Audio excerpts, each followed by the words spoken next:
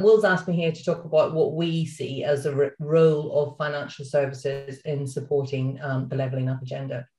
And as a bank with over 19 million customers and which supports 1 in 4 businesses in every region in the UK, we're privileged to play a central role in the UK economy. And we've already heard how interconnected growth is with levelling up. But before we get into the financial and funding, I think it's worth reflecting and have seen some of the questions being pulled out in chat on the broader role of corporates in society. So we know as a large corporate that we benefit from the structures that make up a stable and prosperous society, whether that's security and trust, whether that's education and skills, or whether that's just openness, opportunity and innovation. And all of that is critical to allowing us to operate. But it has to be reciprocal. And so in return, we know that we have a responsibility to create enhanced social value. And that's why a couple of years ago, we launched our purpose-led strategy and set out our ambition to champion potential and help people, families and businesses to thrive. And at the heart of this is our drive to create the greatest shared value for our present and future stakeholders, both by understanding and balancing their needs, and then in so doing, fostering and deepening these relationships. And we've chosen 3 areas where we think that we can make the most meaningful difference. Enterprise and learning, because research shows us that supporting business and helping people build skills and capabilities are the 2 areas that can make a fundamental difference to their lives. And we've just heard that in terms of skills and capabilities from Sandra. And climate, because this is the existential challenge we face as a society today, which speaks to some of the points that Stuart was making. But all of this directly links to levelling up, because championing potential and helping people to thrive is another way of talking about creating and spreading opportunity. So what's the bank's role in this? We obviously had a view, but one of the things that we thought was really important was to hear from our customers and communities. We have a huge presence in our communities, connecting with 1 in 4 adults across the UK as retail customers and over 1 million SMEs. And we've over 60,000 employees, and recognise that our people, our colleagues, are our biggest local asset. So last year, we ran a couple of pieces of research working with the Centre for Social Justice, exploring what thriving really means to those communities and asking those communities how NatWest could help. And what we found was that we are united in communities by common building blocks of community: the need for security, the need for supportive and social networks, and the need to belong. And the pathway to security is stability. So this can be physical and psychological, but it can also be security born of economic and financial stability, built through resources, skills, and connections. Again, pointing to Adrian's point about deprivation and how building that capability can be a route out of that. The pathway to belonging is agency. So the opportunity to build skills and nurture talents and then give back. And we see volunteering in this context as both a consequence and a cause of agency.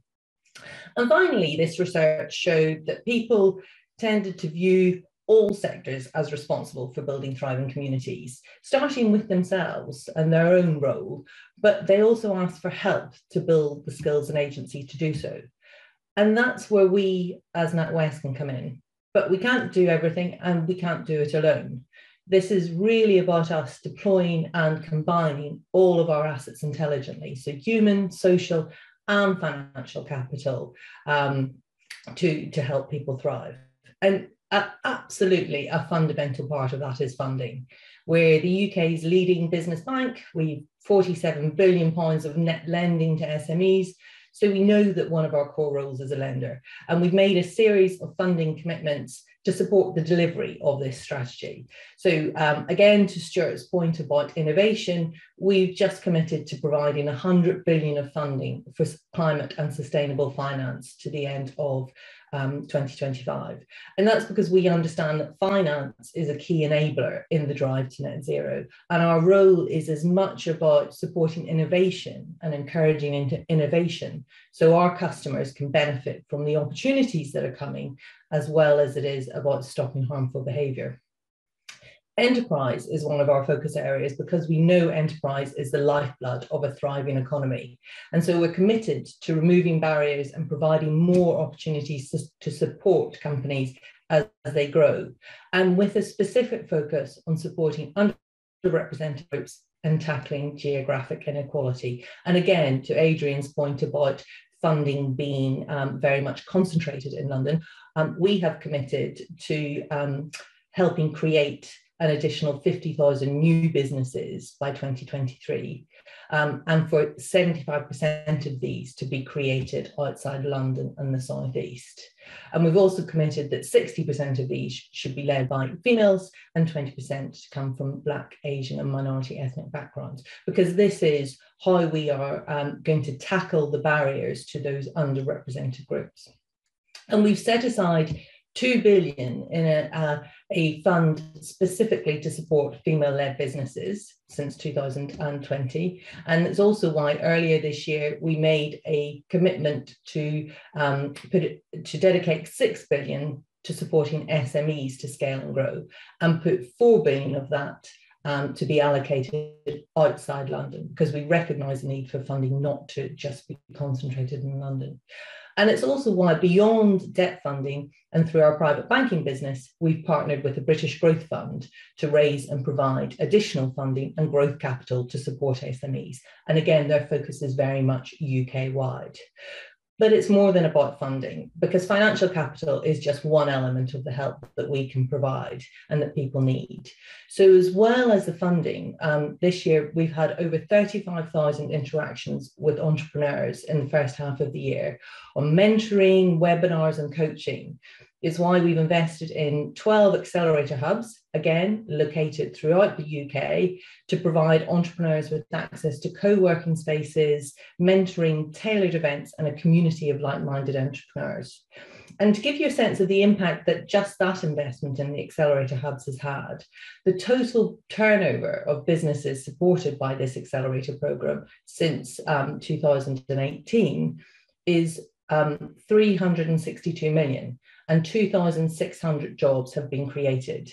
And really, that's when we get to the essence of what we see our role is. It is, what is the tangible, practical help that we can provide in addition to the financial capital? Sandra talked about how critical skill building was, and that's why learning is another focus area for us. So earlier this year, we set out an ambition to grow our learning ecosystem so that we can impact employability across wider society. And as much as focusing on colleagues and developing their capability and building that culture of continuous learning, it's also about extending this offering beyond the bank. And that's why we've just launched our Learning Academy, which is a new online learning resource open to all on our websites. And it's focused on employment, financial capability, enterprise, future skills and climate, because those are the areas where we think we've got the capability to help. And it goes to the point discussed earlier about security. By building financial capability, we're helping to create economic security. I've mentioned the focus on tackling geographic inequality, and this links to a further role that we see as critical beyond being a funder and a donor, and that's the bank as a convener. So we see our role as bringing together relevant parties across our ecosystem and making connections. And just to highlight, one of the ways that we do this is through our regional boards, which we have 7 spread across the United Kingdom, and they bring together senior leaders across the business to ensure a one bank approach. So almost these boards are how we deliver the heft of the national bank regionally. Last year, we helped set up the SME Transformation Task Force, which was a cross-party coalition of politicians, business groups and industry organisations to push forward recommendations from the Springboard to Recovery report. And this year, we broadened this with the launch of Regional SME Transformation Task Force, again, bringing together local stakeholders who know and have the knowledge to share insights and debate the potential next steps for supporting SMEs. So our role, and I'm conscious of time, but I would say our role is multifaceted, but ultimately at its heart, we believe that by using our combined human, social and financial capital, we can champion potential and help people, families and businesses to thrive. And in so doing, we will ensure our future success, because effectively our success is dependent on our customers thriving. So thanks, Will.